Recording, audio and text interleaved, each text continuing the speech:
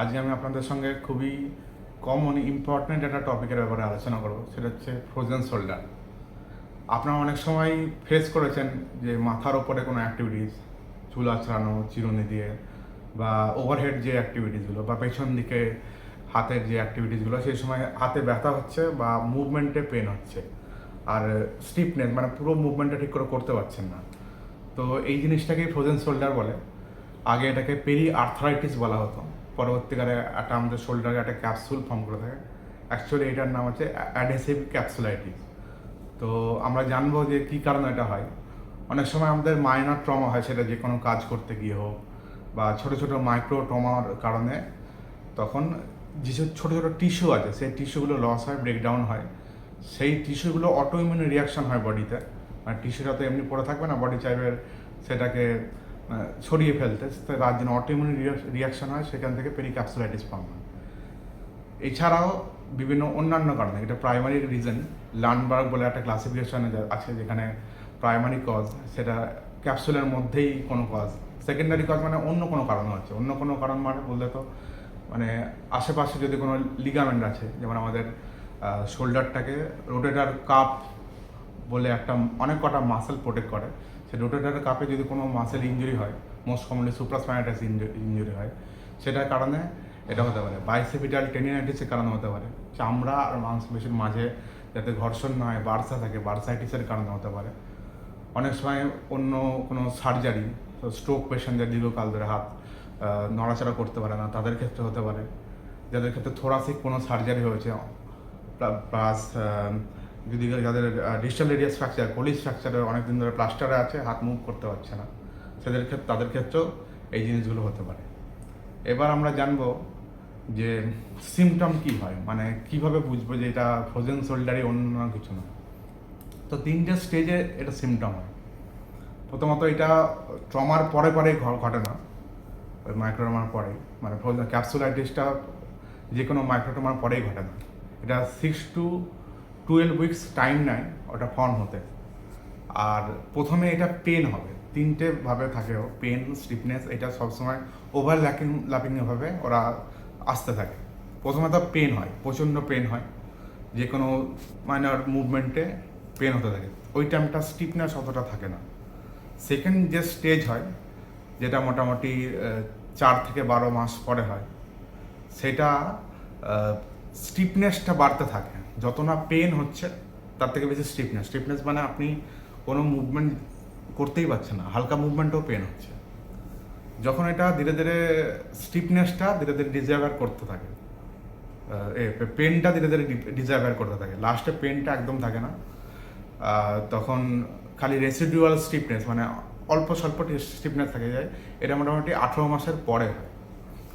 তাই প্রথম স্টেজে পেন, স্টিফনেস কম, তারপরে স্টেজে স্টিফনেস বেশি চাই, পেন কম, আর তারপরে পেন ডিজাইভার হয়ে যায়, খালি স্টিফনেসটা থাকে। এবার আমরা জানবো যে কীভাবে এটা ইনভেস্টিগেশন করবো। এটা একটা ক্লিনিক্যাল এক্সামিনেশনের পয়েন্ট আছে, যেখানে এটা হচ্ছে হিউমারাসের গ্রেটার টিউবারসিটি, তার সামনের দিকে প্রেস করলেই মোটামুটি পেনটা হয়। আর তাছাড়া internal rotation, initially internal rotation, শোল্ডারের ইন্টারনাল রোটেশনটা রেস্ট্রিকশন থাকে, মানে পেন হবে। পরে অ্যাবডাকশন, এক্সটার্নাল রোটেশন আর ফ্লেকশন, এগুলো রেস্ট্রিকশন হয়।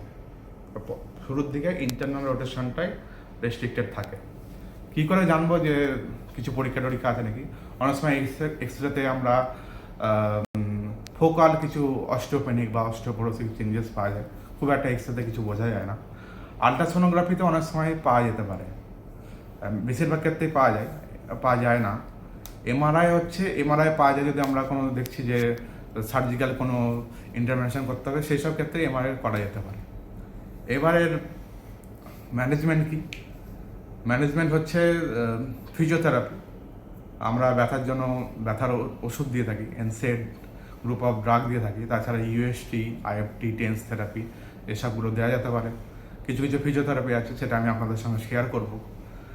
আর হচ্ছে তারপর যদি ঠিক না হয়, তখন শোল্ডার জয়েন্টেই ট্রান্সরেনল স্টেরয়েড ইঞ্জেকশন লোকাল অ্যানাস্থেসিয়ার সঙ্গে মিশিয়ে দেওয়া হয়। এছাড়াও যদি ঠিক না হয়, তাহলে অ্যানাস্থেসিয়া ব্লক দিয়ে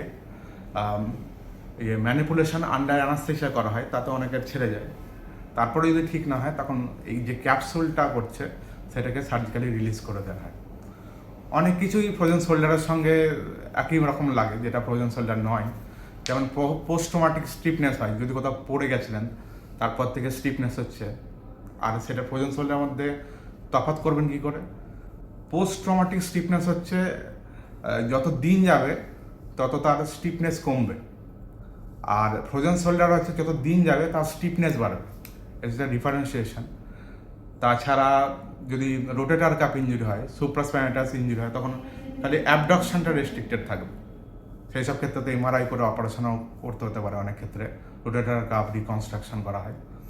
আর একটা হয় রিফ্লেক্স সিম্প্যাথেটিক ডিস্ট্রফি, যেখানে শোল্ডার হ্যান্ড সিনড্রোম হয়, যাদের ক্ষেত্রে সিবিএ পেশেন্ট, মায়োকার্ডিয়াল হার্ট অ্যাটাকের কোনো পেশেন্ট, থোরাসিক সার্জারি পেশেন্ট, তাদের এই শোল্ডার পেনটা এদিকে হাতের দিকে রেডিয়েট করে।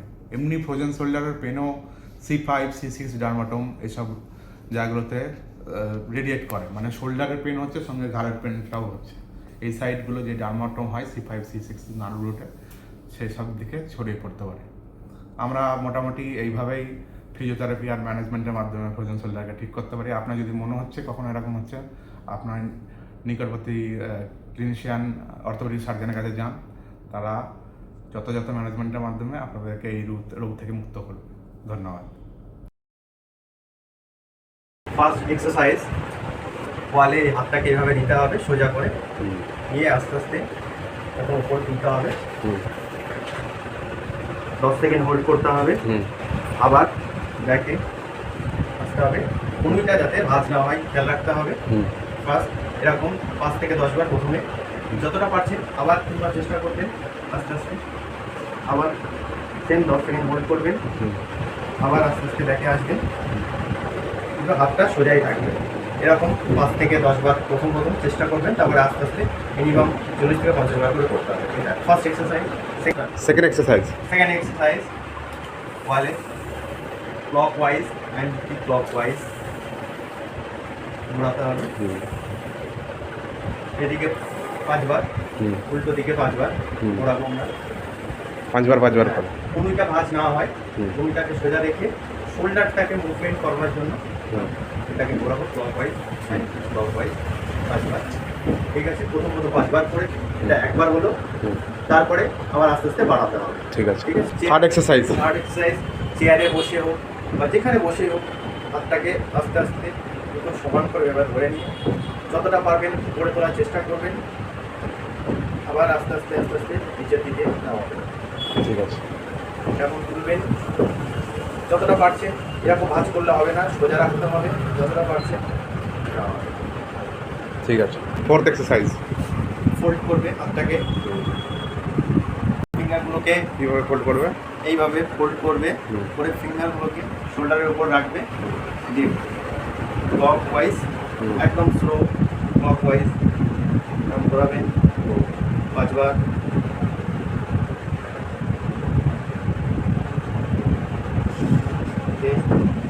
অ্যান্টি ক্লকওয়াইজ, স্পিডে নয়, অনেকে ভাবে স্পিডে করলে ভাবে ঠিক হয়ে যাবে, কিন্তু নয়, একদমই স্লো, একদম স্লো অ্যান্ড স্টেডি। হ্যাঁ, স্টেডি। এবার নেক্সট, এটাও আস্তে আস্তে বাড়াতে হবে, টাইমটাও বাড়াতে হবে, সময় দিতে হবে। ফিফথ এক্সারসাইজ, হাতটাকে আস্তে আস্তে তোলার চেষ্টা করতে হবে, উপর দিকে তুলে চেষ্টা করতে হবে। এই পজিশনে যাবে না হয়তো প্রথম চেষ্টা করতে হবে নিয়ে যাওয়া, তারপর আস্তে আস্তে এই পেছনে নিয়ে যেতে হবে।